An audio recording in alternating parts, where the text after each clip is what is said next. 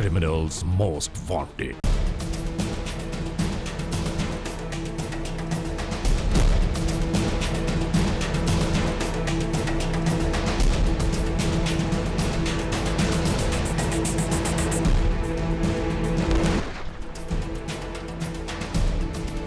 जुर्म की रविश पर दौड़ते हुए मुजरिमों की तलाश में क्रिमिनल्स मोस्ट वांटेड। कानून के निगहबानों और जराइम पेशा अफराद की कशमकश के दरमियान रिकॉर्ड किए हुए programme criminals most wanted. Criminals most wanted के इन एपिसोड्स में नाजरीन हम आपके लिए पेश करते हैं जराइम की दास्तानें, वो कहानियाँ कि जो हमारे और आपके माशरे में आज भी कहीं ना कहीं किसी न किसी तौर यकीनन रूनुमा हो रही हैं। और इन्हीं प्रोग्रामों को मुकम्मल करते हुए हम आपके लिए पेश करते हैं क्रिमिनल्स मोस्ट वांटेड। नाज़रीन, इन प्रोग्रामों में हम हमेशा यही जिक्र करते हैं कि इंसाफ और कानून की बालादस्ती हमारा अज़्म है और जराइम पेशा नासिर की सरकूबी हमारी जुस्तजू है। तो आइए चलते हैं अब अपने अगले सेगमेंट की जानिब।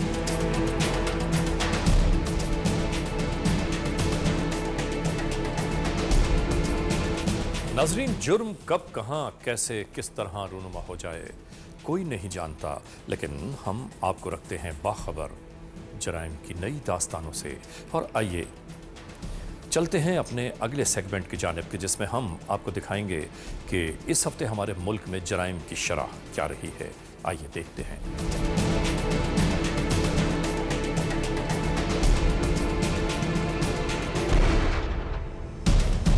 इस हफ्ते मुल्क में जराइम की रिपोर्टेड तादाद आदाद शुमार के मुताबिक कुछ यूं रही। रॉबरी, डिकॉइटी या चोरी के मद में होने वाली वारदातें जिनकी तादाद है 87। कार, मोटरसाइकिल्स की चोरी या छिन जाने के केसेस 99 हैं। किडनैपिंग फॉर रैंसम के जमाशुदा आदाद हैं 38। स्ट्रीट क्राइम की मद में होने वाली वारदातें जमा की जाने वाली तफसील बनती है 68। नाज़रीन, आपने देखा कि इस हफ्ते हमारे मुल्क में होने वाले जराइम की शरह क्या रही है, और आइए चलते हैं अपने अगले सेगमेंट की जानिब। और हमारे इस मोड़ पर आइए अब शुरू करते हैं आज के जुर्म की ये दास्तान, यानी द केस। नाज़रीन, आइए शुरू करते हैं आज के जुर्म की ये दास्तान कि जिसमें हम आपको दिखाएंगे कि कराची के इलाके तैमूरिया पुलिस स्टेशन की हुदूद में वक़ूफ़ पज़ीर होने वाली जुर्म की दास्तान। कि जुर्म की ये दास्तान जब वक़ूफ़ पज़ीर हुई और गिरफ्तार हुए तो फिर हालात, वाक़यात, मुहर्रिकात किस मोड़ पर पहुँचे, ये सब कुछ आज के इस एपिसोड में हम आपके लिए पेश कर रहे हैं।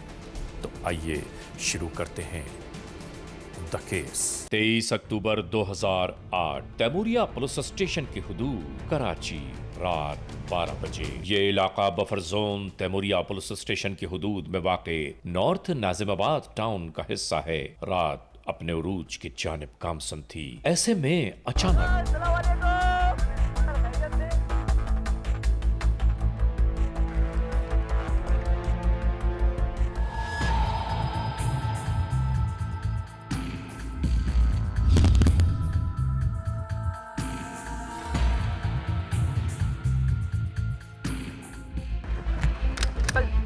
निकाल दी, जल्दी से निकालो, जल्दी।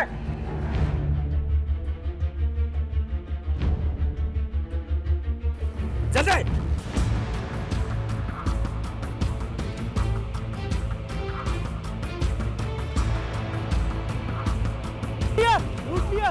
ये शहरी अपने लुट जाने पर हवास बाख्ता हो गए। अचानक ही सामने से आती हुई प्राइवेट व्हीकल में गश्त पर मामूर कानून के एहलकार ये जानने की कोशिश करने लगे कि आखिर ये मामला क्या है। सरेराह लुट जाने वाले इस शख्स ने बताया कि काले बुर्के में मलबूस एक औरत भी थी उन राहजनों के साथ। यहाँ से इस कार्रवाई का आगाज हुआ।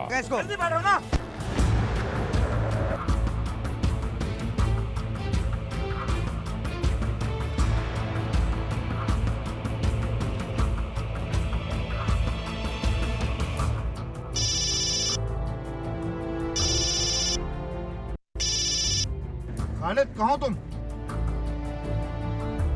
इधर टीएनटी फ्लैट के पीछे पहुंचो, जल्दी से टीएनटी फ्लैट के पीछे पहुंचो।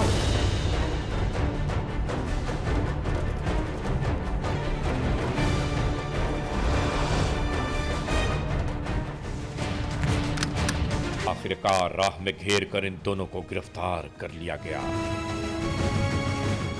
गिरफ्तार होने वाले मुल्जमान से पुलिस एहलकार ये दरियाफ्त कर रहे थे कि तुम्हारे साथ कौन कौन था। नाम क्या उनके? मोबाइल है उनके पास? मोबाइल कहाँ है? मोबाइल निकाल। बुला। और उनका बोल कुछ भी नहीं है। बुला उनको, फोन कर। आ रहे हो, जल्दी आओ। फौरी तौर पर कानून के एहलकारों ने मफरूर मुल्जमान को गिरफ्तार करने का तरीका ये निकाला।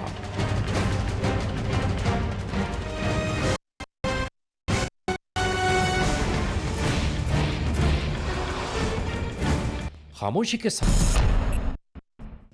23 अक्टूबर 2008 रात को हमारे पीएस तैमूरिया के जवान पेट्रोल पे थे।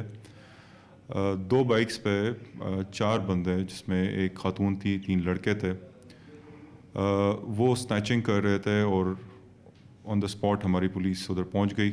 उनका एक इनकाउंटर हुआ, आपस में फायरिंग हुई और फायरिंग के बाद इन हजरात ने अपने आप को सरेंडर किया। इनको पुलिस स्टेशन लाया गया, FIR लॉन्च हुआ। इनसे जब इंटरोगेशन की गई तो इंटरोगेशन के दौरान इन्होंने तकरीबन 60-70 मुख्तलिफ़ किस्म की वरादतों का एतराफ़ किया, जिसमें डिफरेंट अमाउंट के क्राइम्स मौजूद हैं, जिसमें कैश स्नैचिंग 10 लाख तक जो बताते हैं कि आई चंद्रीगढ़ रोड से इन्होंने छीने हैं, और इसी तरह 1.5 लाख, 2 लाख, 50,000 की वरादतें काफ़ी सारी हैं। साथ में औरतों से सोना छीनने की काफ़ी सारी वरादतें इन्होंने मानी हैं। इस वक्त इन्वेस्टिगेशन इनकी चल रही है एंड वी आर होपिंग कि इनके साथ इनसे और भी बहुत सारे जराइम के इंकशाफात हमें मिलेंगे।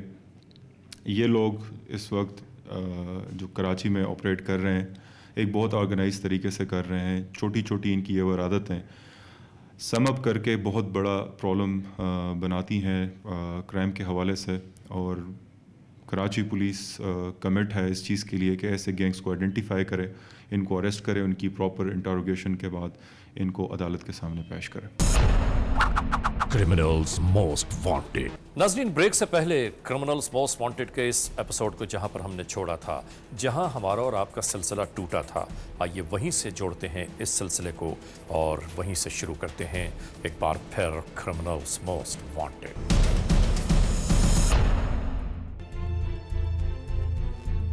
तैमूरिया पुलिस स्टेशन कराची। गिरफ्तार होने वाले मुल्जमान से यहाँ इंटेरोगेशंस जारी थी। क्या नाम है आपका? रागिब अली। पहले कौन थाने पे पकड़े गए हो तुम? पोखरा पार में पकड़ा गया हूँ सर। सबसे पहले मैं किस जुर्म में पकड़े गए थे? सर यही 13D 392 डकैती के केस में। तुम्हें बड़ी FIR याद है तुम्हें? क्या 13D बताओ क्या होता है? सर असला ऑर्डिनेंस। किसको लूटा था? सर वो शकूर को सही था, उसके घर में हम लोग घुसे थे सर। ये तुम्हारे साथ कब कैसे मिले? इनमें से एक जो है वो तो मुझे जेल में मिला था। कौन? मोहम्मद शकील वल्द मोहम्मद सिद्दीक। सर ये जेल में मेरे से दोस्ती हुई थी इनकी, तो फिर जब बाहर आए तो फिर सर इनके साथ मैंने काम किया। और दूसरी जो है ये क्या नाम है इसका? मोहम्मद ईशान। ये मोहम्मद ईशान सर ये मेरे साथ अभी तकरीबन 2008 में टच हुआ था, वो भी एक आध वारदातों में, 2 वारदातों में मेरे साथ है सर ये। और ये जो महविश है ये लड़की है? सर ये महविश जो है ये तकरीबन 8-10 कामों में मेरे साथ है। कितनी वारदातें अंदाज़न तुमने कितनी होंगी जो तुम्हारे जहन में याद है? तकरीबन सर जो मुझे याद पड़ती हैं कम से कम कुछ नहीं 60 वारदातें होंगी। पत्रिका वारदात क्या? सर उसमें ये होता है कि महविश का किरदार ये है कि महविश बाइक पे जैसे मेरे साथ पीछे बैठ गई है, 2 बंदे इसके अलावा हमारे साथ एक अलग बाइक पर होते हैं, वो मकसद न्यूट्रल होते हैं। हम महविश के बैग में जो है वो वेपन होता था, उसका सिर्फ रोल ये होता था कि वो बैग में वेपन लेके हमारे साथ चलती थी ताकि स्नैप चेकिंग के अंदर हम लोगों को कोई रोक ना सके। डकैती या कुछ भी जो करने के बाद हम लोग लूटने के बाद जो है ना, फिर वो वेपन जो है और जो भी सामान लूटा हुआ होता था वो महविश के बैग में रख के वापस रिटर्न महविश के पास आ जाता था वो बैग। अच्छा, ये आपके साथ कोई दूसरी लड़की भी शामिल थी? सोबिया। हाँ, फिर नादाबाद में कौन सी वारदात में पकड़े गए? सर नादाबाद में मैं बैंक से एक बंदा निकला था, उसको मैं मतलब लूटने के लिए जब मैं गया हूँ, रुका हूँ, तो उसके पास भी वेपन लगा हुआ था। वो कोई मतलब वो था बड़ा ऑफिसर वगैरह था कोई, तो उन्होंने लाइसेंस वाला पिस्टल था, उन्होंने मेरे ऊपर निकाला तो मैं लूट नहीं सका था, मैं भाग गया था। तीसरे दिन अस्करी बैंक में वो कहीं बैठे हुए थे, तो मैं यम आइसक्रीम पार्लर पे माउंटेन ड्यू लेने के लिए जैसे ही खड़ा हूँ तो उन्होंने अंदर से कहीं देखा है, पुलिस पार्टी को फ़ोन किया है, पुलिस पार्टी आई है, मुझे गिरफ्तार किया है, फिर थाने ले गए। किस किस्म की वारदात? सर इस तरीके की कि हमारे साथ एक रेहान लड़का होता था, 2005 की बात है सर। ये रेहान लड़का होता था, उसका काम ये होता था कि वो 4 व्हीलर में मुझे साथ बिठाता था विद वेपन, और ख़ुद बैंक के अंदर जाके वो टच निकाल के लाता था बैंक से कि मतलब चेक वगैरह या कोई भी गिन रहा है अपने पैसे, तो वो देख के बाहर आ जाता। बैंक के लोग भी नहीं सर, बैंक के लोग कोई शामिल नहीं होते थे उसमें। सिक्योरिटी गार्ड वाले? नहीं सर, कोई भी नहीं, उसमें कोई भी नहीं। रेहान का ये सारा जो काम था ये रेहान का था। रेहान अंदर खुद जाता था। जो बैंक के अंदर सर अपना कैश कराने जा रहे होते हैं ना सर, वो कैश जब लेके निकलते हैं तो हमारा बंदा रेहान जो था वो अंदर जाता था, उनकी टच लेके आता था। जब वो बाहर निकल के पैसे अपने लेके जा रहे होते थे उनको हम रोकते थे। बैंक के अलावा कौन सी वारदातें आपकी? सर बैंक के अलावा यही कि रोड पे जो मतलब मियाँ बीवी कोई जा रहे हैं, कोई लेडीज़ जा रही है, उनके हाथ में सोने की चूड़ियाँ वगैरह होती थी तो सर उनके पीछे लगते। तो सोना जो आप छीनते थे, जी सर। उसके बाद सोने को आप किसको बेचते थे या क्या करते थे आप? सर सोने को जो हम बेचते थे वो मकसद एक ये महवी जो थी ये हैदरी में जाती थी सर, एक शॉप से इसकी बातचीत थी, वो ऐसे घर पे भी आता था सोना ख़रीदने के लिए, मतलब उससे मतलब डीलिंग इनकी थी। तो इन्होंने फिर मेरी एक दफ़ा फ़ोन पे बात कराई, आसिफ, उसने मुझे अपना नाम बताया। कितने का है सोना आपने फरोख्त किया होगा? तकरीबन सर मुझे कुछ याद तो नहीं, लेकिन अंदाज़न कम से कम नहीं भी तो 2-3 लाख का सोना से ज़्यादा दे चुके होंगे हम उसको। 2-3 लाख उन्होंने आपको दिए, लेकिन कितनी मालियत का होगा? तकरीबन सर वो कम से कम भी नहीं तो 5 लाख से ऊपर की मालियत का था सोना। अच्छा, आर्टिफिशियल ज्वेलरी कैसे पहचानते हैं आप लोग? सर आर्टिफिशियल ज्वेलरी जो है वो अलग ही मकसद एक अपना कलर उसका अलग होता है, चेंज होता है, थोड़ा सा चेंज होता है। कितनी भी मकसद कोशिश कर लें, मंजूस जैसे आ रहा है आजकल, मंजूस सेम लगता है लेकिन वो भी अलग पता लगता है, दूर से पता लगता है, उसमें मतलब अलग ही अंदाज़ा हो जाता है हमारे को कि ये वो गोल्ड नहीं है। तालीम क्या है आपकी? सर मेरी तालीम मैट्रिक है। तो आप ये जो जुर्म की दुनिया है, जी ये सर। जो बदी की दुनिया है, जी सर। इस दुनिया में कैसे आ गए आप? सर इसकी बेसिक वजह तो मैं ये कहूँगा कि मैं जॉबलेस था। सारा तुमने, अब तुम्हारा अंजाम क्या है? सारा इस्तेमाल हुए, उसके लिए सब कुछ किया, अब तुम्हारा अंजाम हर तक तुम्हारे हाथ में है। सर मैं ये चाहता हूँ, मैं अब ये जुर्म की दुनिया छोड़ना चाहता हूँ, जिसकी वजह से मैं ये बयान दे रहा हूँ। सर आगे हमारी लाइफ बर्बाद है और क्या बनेगा, उसने हमारी लाइफ बर्बाद कर दी, सारी लाइफ बर्बाद कर दी, अब क्या बनेगा सर।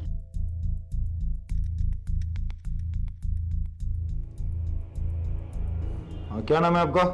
मेरा नाम जीशान। जीशान, इधर ऊपर देखो मेरी तरफ, आंखों में आंखें डाल के बात करो। ये कैसे इनके चेन में कैसे आए तुम? सर हालात ने मतलब कर दिया था, मेरी एजुकेशन भी हाई है मगर नौकरी नहीं मिलने की वजह से जो है घर में खाने को नहीं होता था, नौकरी लेने जाओ तो नौकरी कोई नहीं देता था। क्या तालीम है तुम्हारी?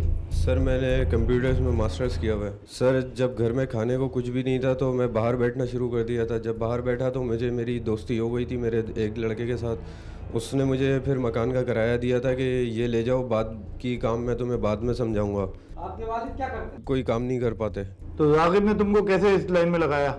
उन्होंने बोला कि पहले जो है पीछे तुम बाइक चलाओ और पीछे लड़की को बिठा के जो है बस लड़की के पास बैग होगा, बैग में वेपन होगा, जब मैं इशारा करूं तो मैं बोलूं तो बैग मुझे सिर्फ दे दिया करो। तो बस मैं यही किया करता था उनके साथ, 2 मरतबा मैंने उनके साथ यही काम किया था। कौन लड़की कहाँ से मिलती थी तुम्हें? लड़की जो है वो इन्हीं की जानने वाली थी, महविश नाम था उसका। अब तक कितनी वारदातों में हिस्सा लिया तुमने? मैंने 2 वारदातों में हिस्सा लिया था। कितनी दफ़ा पकड़े गए हो? ज़िंदगी में पहली दफ़ा मैं पकड़ा गया हूँ। ना मैं चोर था, ना माँ के पेट से चोर और डकैत बन के निकला था, मुझे मेरे हालात ने डकैत बनाया था। चोरी करना मुझे मेरे हालात ने सिखाया था कि जो है ना कि घर में खाने को नहीं था, मैं क्या करता, यही हालात मुझे इस तरफ लेकर आ गए। यानी तुम्हारा कहने मतलब ये है कि जो परेशानी में वो डकैत बन जाए? पैसा नहीं होता है तो हर एक के साथ यही होता है। आप तरीका वारदात अपना बताओ। तरीके वारदात मेरा सिर्फ 2 ही मरतबा का था और वो कुछ ऐसा था कि हम लोग जो है मतलब मैं 2 बाइकें होती थी, एक बाइक पे मैं बैठता था, मेरे पीछे लेडीज़ बैठी होती थी, लेडीज़ के बैग में वेपन होता था और महविश जो भी चीज लूटा मारी करते थे उसका डिस्पोजल सारा रागिब करता था। ये लोग पुराने थे, इस वजह से इन्हीं यही आपस में ही डीलिंग करते थे, बस मुझे पत्ती दे दिया करते थे खर्चे के कि यार ये 1000-2000 पकड़ो। आपको हिस्सा मिल जाता था 5000 जो भी आपको मिलता था? एक दफ़ा मुझे 5000 मिले, एक दफ़ा 6000 मिले, बाकी जो है मुझे 2-2 हज़ार 1-1 हज़ार करके मिले थे। घर जाते घर में कोई महसूस नहीं होता कि आप कितने बजे आ रहे हैं, कितने बजे जा रहे हैं? सर सिर्फ मजबूरी में 2 मरतबा काम किया था, उसमें भी यही हाल हो गया। क्या नाम है भी तुम्हारा? मोहम्मद शकील। कब से कर रहे हो वारदातें इन लोगों के साथ? सर इनके साथ वारदात मैं 2005 से कर रहा हूँ। किस किस्म की वारदातें करते हो, क्या वारदातें करते हो इनके साथ? कैश वगैरह ले लिया, सोना वगैरह ले लिया।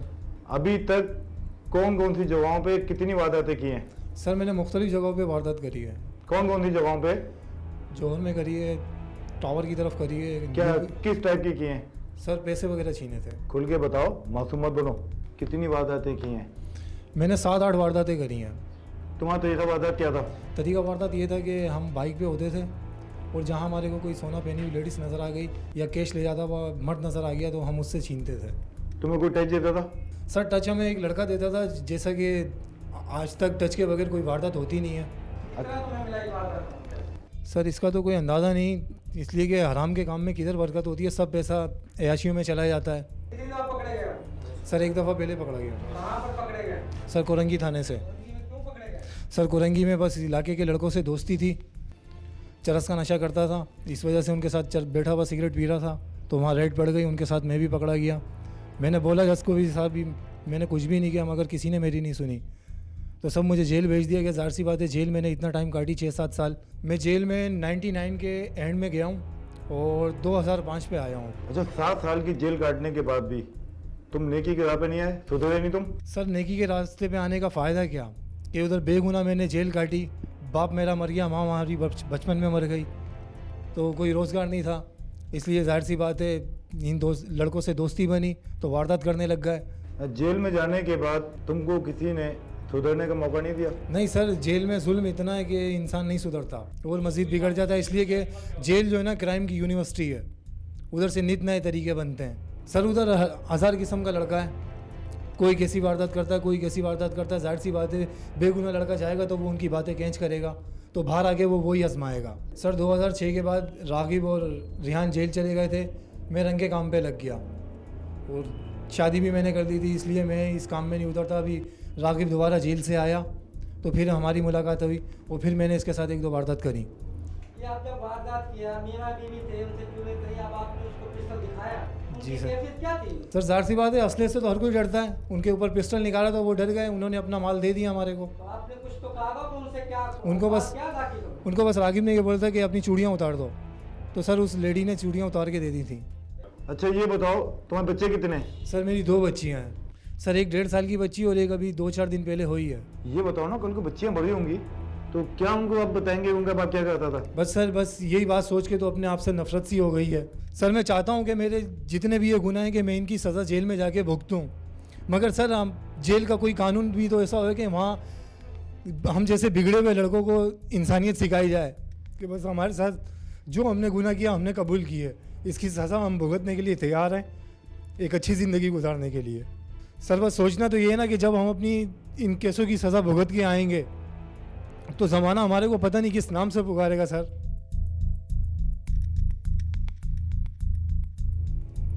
आपका क्या नाम? सोबिया। आपके फादर नहीं है मेरे। वालिदा हैं? जी। भाई? एक है, छोटा है, 6 साल का। क्या उम्र क्या है आपकी? 18। अच्छा, तालीम क्या है आपकी? 7 ईयर। वालिद क्या काम करते थे? मैं जब हुई भी नहीं थी, मेरे वालिद की डेथ हो गई थी, मेरी मम्मा की दूसरी शादी हुई तो उनसे 3 बहन भाई हैं मेरे, उनसे डाइवर्स हो गई जब मेरा भाई हुआ था उसी वक्त। ये क्रिमिनल एक्टिविटीज़ में जो जराइम पेशा लोगों के साथ आपका मेल मिलाप कैसे हुआ, कैसी दुनिया में दाखिल हुई? मैं जॉब करती थी वहाँ पे ठेके पे, ठेकेदार पेमेंट लेके भाग गया था, तो वहाँ उससे पहले मेरी सदफ से एक दफ़ा मुलाकात हुई थी, लड़की थी। ये सदफ कहाँ मिली थी आपको? एक दफ़ा यूटीएस में मिली थी 13 नंबर में, मेरी मलिर से आ रही थी अपनी नानी के घर से, मैं और मेरी बहन और छोटा भाई था मेरे साथ, तो उसने मेरे को अपना नंबर दिया था कि दोस्ती वगैरह कर ली थी, फ़ोन करती थी अक्सर कभी कभार। फिर जब मुझे पैसों की ज़रूरत पड़ी मैंने उसको फ़ोन करा तो उसने जो है बोले कि अच्छा आ जाओ घर पे, मैं करवाती हूँ। फिर मैं एक दफ़ा उससे पहले मिलने गई थी, फिर दूसरी दफ़ा मैं गई थी तो वो मुझे गलत जगह पे ले गई थी। उसके बाद फिर मैं अपने घर चले गई थी। फिर उसके बाद में जो कामरान नाम का लड़का था, मैं ये सब करने नहीं जा रही थी, फिर उनके घर ना मैंने नहीं, मुझे लगा गलत है ये सब। फिर उसके बाद मैं सदफ के घर गई, फिर उसके बाद कामरान से जो लड़का था वो डकैत था, हमें वहीं पे पता चला बाद में। तो फिर उसने मुझे ऑफ़र करी कि नहीं तुम चलो, तुम्हारे घर के हालात ठीक हो जाएंगे, ये वो, तुम इतनी टेंशन। मेरे घर में यकीन नहीं करेंगे सर, 2 वक्त की रोटी नहीं थी उस वक्त पे, 2 दिन तक मेरे घर में खाना नहीं पका था, 2 दिन तक खाना नहीं पका था घर में। फिर उस वजह से क्या करती, बच्चों की भूख नहीं देखी जा रही थी, फिर चले गई मैं उसके साथ। उसने मुझे सिर्फ 100 रुपये दिए थे उस दिन, मुझे लेके गए थे वो लोग जोहर के इलाके में ना, उन्होंने जो है वहाँ पे किसी को रोका, रक्षे वाले लेडीज को, और मुझे दूर कर दिया था। जी, मेरे पर्स में उन लोगों ने पिस्टल रखी हुई थी ना, तो फिर उन्होंने मेरा पर्स ले लिया था और फिर उन्होंने रक्षे वाली लेडीज को रोका, मुझे एक लड़का जिशान था उसके साथ बाइक पे दूसरी जगह भेज दिया दूर। आपने इनके साथ टोटल कितनी वारदातें? 4 दिन गई थी और 4 दफ़ा इन लोगों ने करके आए थे, 1 दफ़ा मैं जो है नहीं करी थी। आपको इन वारदातों में क्या क्या मिला था? सिर्फ इन लोगों ने फिर बाद में मुझे 250 रुपये दिए थे एक दिन 300 रुपये दिए, उसके अलावा मुझे पैसे नहीं दिए। 300 बस जी, उसके अलावा इन लोगों ने पैसे नहीं दिए। और अब ये बात पता लग रही है कि ये लोग अभी बता रहा है, बोल रहा मैंने तो सबका हिस्सा दिया था, पर लेकिन कामरान ने नहीं दिया मुझे। आपको हिस्सा कामरान के लिए मिलता था? जी, पर कामरान ने तुम्हें नहीं दिया, या गलती तुम्हारी है। घर में ही हूँ मैं, इतनी टेंशन चल रही है इस वक्त पे भी घर में मेरे, खर्चे की परेशानी अभी भी इतनी है। मैं जॉब के लिए अभी रमजानों की वजह से कहीं जॉब नहीं मिल रही थी। गारमेंट्स में मैं गारमेंट्स का काम करती थी 5 साल। आपको जॉब नहीं मिली तो आपने ये काम शुरू कर दिया? अभी मैं जॉब ढूंढ रही थी अभी रमजानों के महीने में दोबारा। असला रखती हैं, आपको ये महसूस होता है मैं क्या कर रही हूँ? नहीं सर, हमें क्या पता था ये सब हो जाएगा यहाँ पे इतना आगे। तो आपको क्या उन्होंने कहा था कि आप कभी पकड़े नहीं जाएंगे? मेरे को सिर्फ अपने घर की टेंशन थी, जो मैंने इतना सब कुछ कर लिया, वरना कभी भी नहीं करती। मैं खुद मानती हूँ ये चीज़ गलत है। कोई अच्छी बात नहीं, तुम कहना चाहती हो? जॉब के लिए भी रमजानों से पहले मैंने ईद का खर्चे की परेशानी हुई कि बच्चों के कपड़े तक अभी ईद पे नहीं पहने बच्चों ने, यकीन नहीं करेंगे आप। पैसा मांगो नहीं, किसी से उधार भी मांगो तो वो समझते बस सही है, मजबूरियों का फायदा ही उठाता है हर कोई, जिससे मांग लो। मैं तो बस यही चाह रही हूँ कि अल्लाह ताला बस मुझे यहाँ से छुड़वा दे, मैं इतनी इज्जत से कमाऊँ और अपने घर वालों का पेट बदलूँ बस। मैं सबका ही हाथ जोड़ के पहले माफी मांगने के लिए तैयार हूँ। मैं कभी ये सब नहीं करूँगी। कुरान पाक उठा के कसम खा के हाथ रख के उस पर कसम खा लेती, मैं कभी इन हरकतों में नहीं आऊंगी, कभी इन सबसे मिलूंगी। नाजरीन, आपने देखा कि गिरफ्तार होने वाले मुल्ज़मान अपने बारे में क्या बयान करते हैं, आपने सुना। और आप और हम किन किन मराहिल से गुजरे हैं यह आपको अंदाज़ा हुआ होगा। क्या करें, यकीन और बेयकीनी की कैफियत में तमाम उम्र बीत जाती है और समझ में कुछ नहीं आता कि जो हम देख रहे हैं, जो हम सुन रहे हैं, वो कहाँ तक सच है या कहाँ तक गलत। बहरहाल आज के इस एपिसोड को यहाँ पर इख्तिताम तक पहुँचाते हुए नाजरीन, हम हमेशा ही की तरह आपसे एक ही बात तो कहते हैं कि अगर खुदा न खास्ता ऐसे हालात, ऐसे वाक़यात, ऐसे मामलात आपके अतराफ़ में कहीं रूनुमा हुए हैं या हो रहे हैं तो बराह करम कानून के हाथ मजबूत कीजिए, हमें इत्तला दीजिए। और याद रखिए कि इत्तला देने वाले का नाम हमेशा ही सीग़े रास में रखा जाता है, cmw@ary1world.net। आइंदा एपिसोड तक इंतज़ार कीजिएगा।